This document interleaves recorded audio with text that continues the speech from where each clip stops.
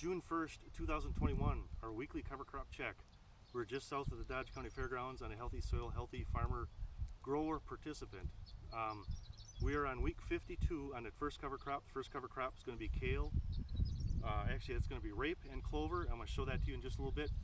And week 30 is our second cover crop, which is going to be rye and vetch.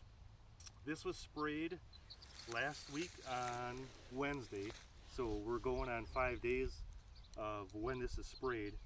And looking at some of the cover crops, so I can point out that we got some buckwheat, and I don't know if this would have been seeds that would have been planted from the buckwheat that was planted a year ago, 52 weeks ago, and then this seed had dropped. So there's a buckwheat there, and there's some more buckwheat.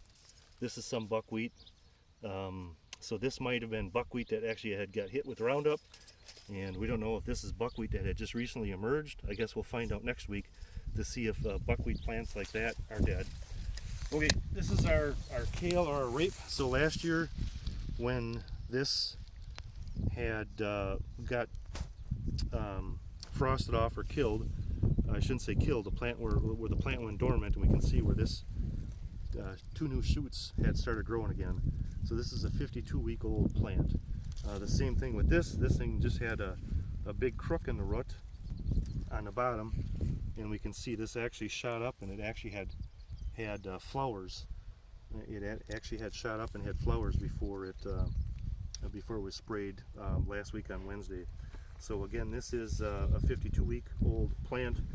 Our other plants that we got 52 weeks is clover, and clover is starting to show the signs of Roundup that was sprayed. Right here we got some clover there, and we got some clover here, and I'm standing in the sun so we can't see that the best. Right there we got some clover, and then we've got vetch.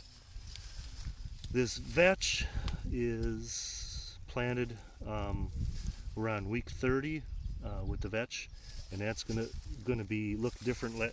Next week it'll be dead by next week. This rye had gotten up to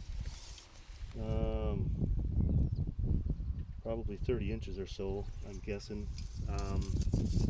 And we're week 5 on the soybeans, if I didn't say that. So on the soybeans themselves, we've got some crop response. That's what all these markings are on the soybeans.